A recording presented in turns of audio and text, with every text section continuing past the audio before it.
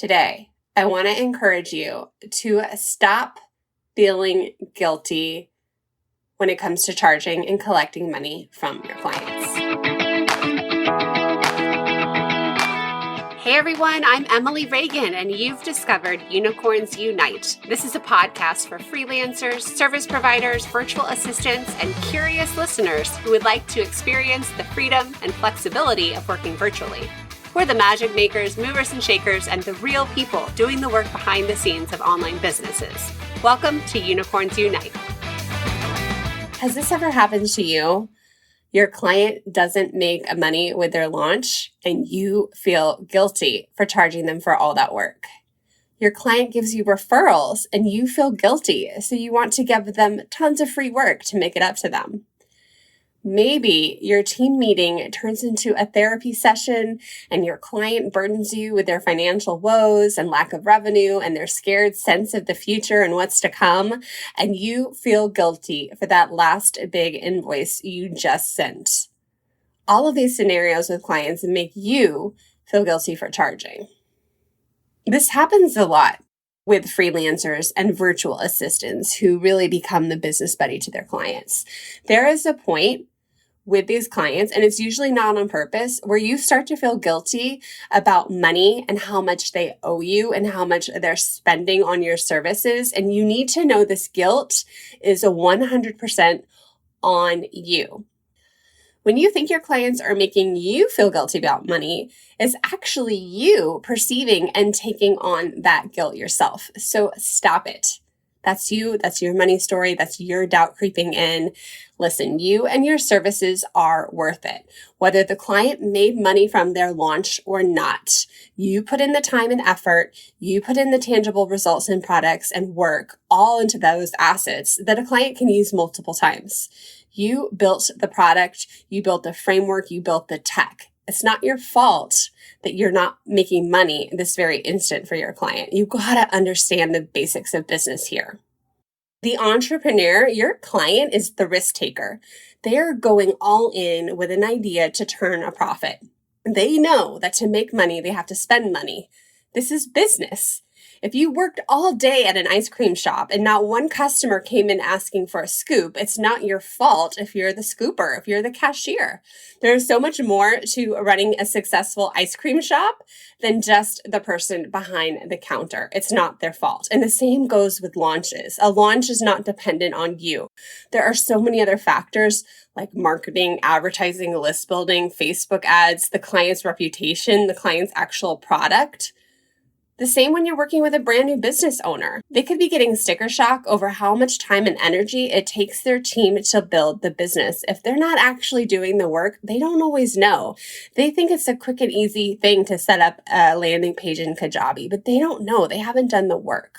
Your business owner client is in business to make money, and your work is not a service to discount. You can't ever make that time back. The effort you put into their business, you won't ever get it back. And your client can take the products that you create and sell it tenfold, 100-fold, 1,000-fold, and easily make their money back down the road. They usually need to get their messaging right, build their audience, and get to that level in their business. And that's the investment. That's what you're working on, the foundations to get their business going. The work they hire you to do is an investment, and there's not always this immediate return of dollars in and out, and it takes time. So you can feel guilty when you're doing all this work and there's not this immediate payout, and you got to realize the long-term aspects of the work you're doing and drop that guilt at the door, maybe kick it out the window or some other funny saying. One of my students was telling me that her client called her bawling about her financial situation. And of course, she started to absorb that panic, that desperation, that mindset of scarcity. And she wanted to start discounting her services. And I had to tell her to stop taking on the responsibility and that guilt. It's kind of like a mom guilt, which is really a thing. I mean, we know our kids need to learn to be independent to thrive later in life and build their confidence now. But yet we're so stuck in this present moment, it's hard to see past that. It's important that they learn to play and get along with others on their own. And the mom guilt exists. We know it, but we're just getting better and better. Same with your money guilt with your clients. You got to keep that long-term perspective to get through the dry spells. Now, here's the thing. Sometimes the client isn't really intending to make you feel guilty. I really think 9 times out of 10, they're not. They're not trying to get anything for free. They're not trying to get a discount. They're not trying to burden you and make you scared of your future working with the client. They're just venting and expressing their fears. And sometimes this money guilt thing happens in a situation because we are the business buddy. It's the pitfall of being the business buddy. We're in this weird position as the only teammate, or sometimes the most trusted teammate to a solopreneur or a small team for an online business owner's small team. And this has happened to me tons of times where the client vents about their financial situation and they share how scared they are and how panicky they are and how dependent they feel like their business is on this one launch. And I have to purposely not absorb their panic and their desperation.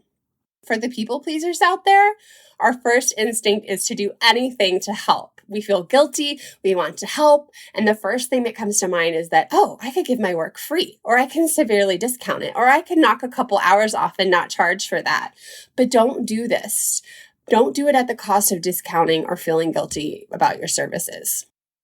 I've learned this with my own team. I really try not to overshare every little moment of doubt or worry about the balance sheet. I don't want my teammates to take on that pressure. I don't want them to be full of guilt. I want them to have confidence in me, as a business owner. So don't let the client do that to you. Shake it off. And hopefully it's just something that happens once or twice and it doesn't become this routine problem. If it does, I would probably start to question whether I wanted to work for this person. But here's the truth. Sometimes they're panicky like that, but you really don't know their financial situation. I had a millionaire client with plenty of money in her bank stressing over cash flow.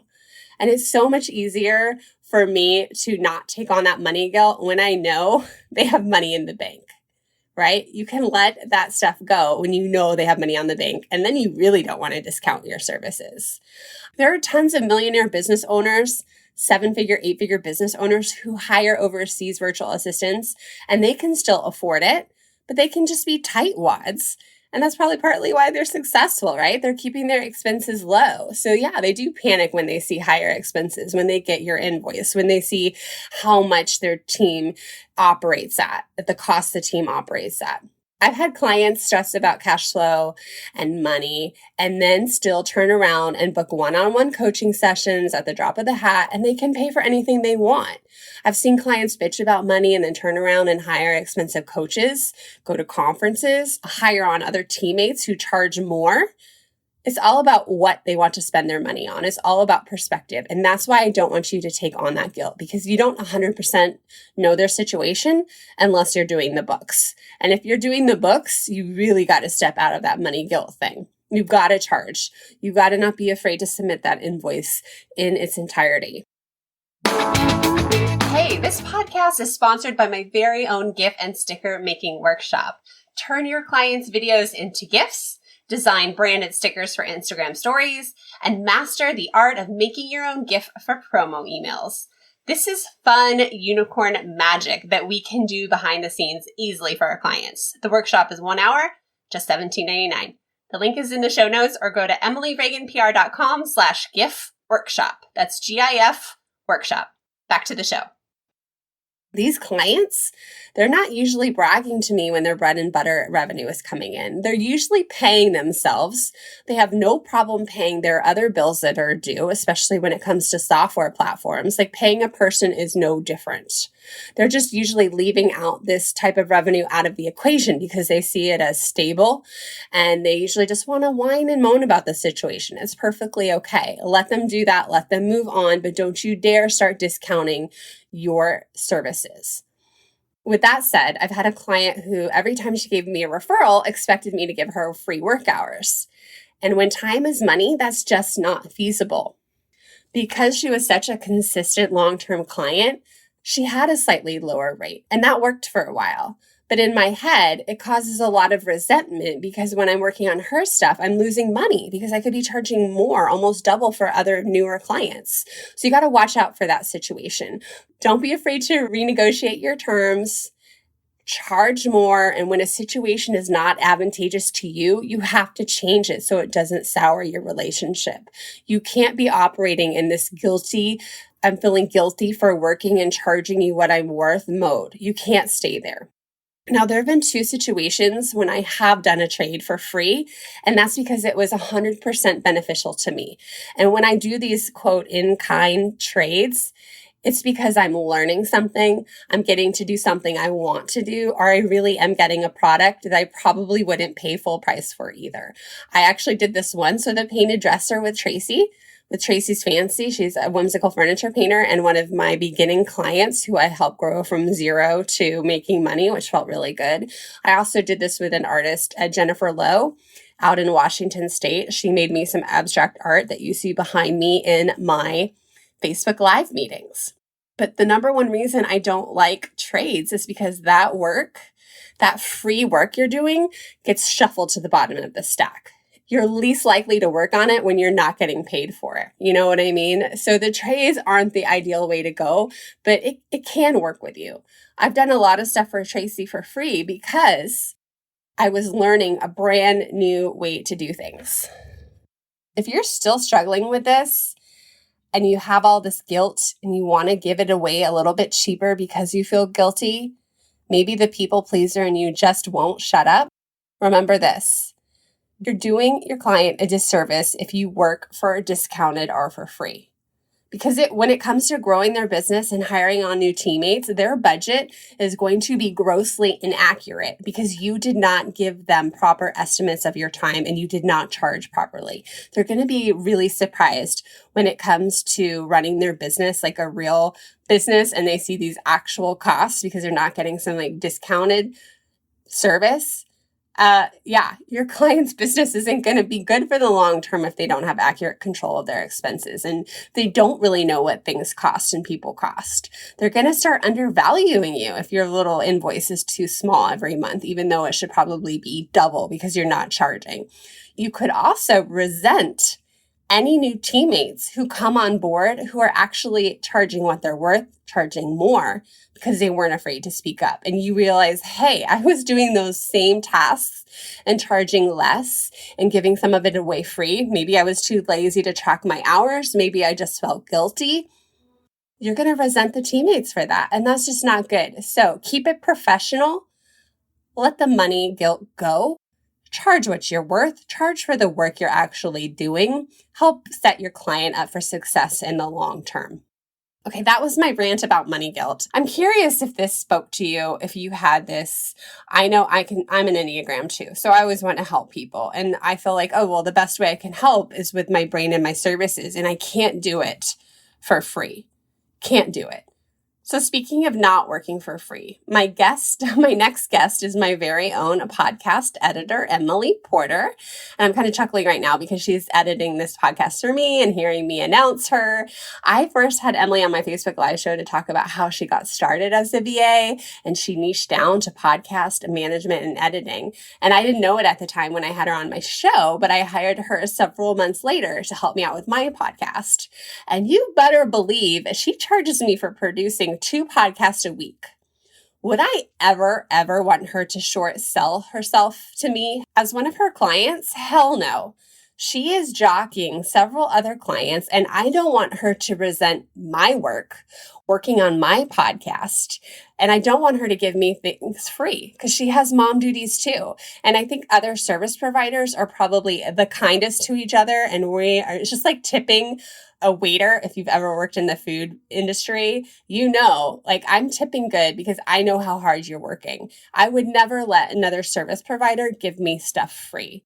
So if you get me, you get me. Service providers are probably the best clients because they properly value you because they've done the work. So a shout out to Emily here. We will be talking to her next week.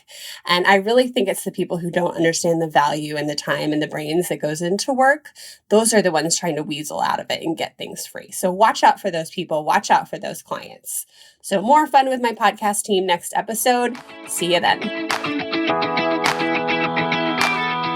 If you're ready to learn the digital marketing and social media skills that will get you hired online, head over to vacrashcourse.com where you can learn about my 5-week program, the Digital Media VA Crash Course. Small business owners and solopreneurs want to hire someone who gets it and who can help them implement just about everything. They're looking for a magical assistant who does it all. With my comprehensive training, you can get your foot in the door and become a unicorn. Check out vacrashcourse.com.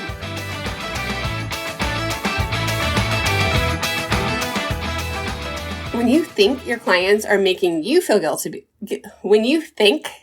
start over. Sorry, I'm having a computer thing, and I think my cat peed on my desk. If there's a people pleaser in you who won't shut up, who's still struggling with not giving it away, I cannot speak.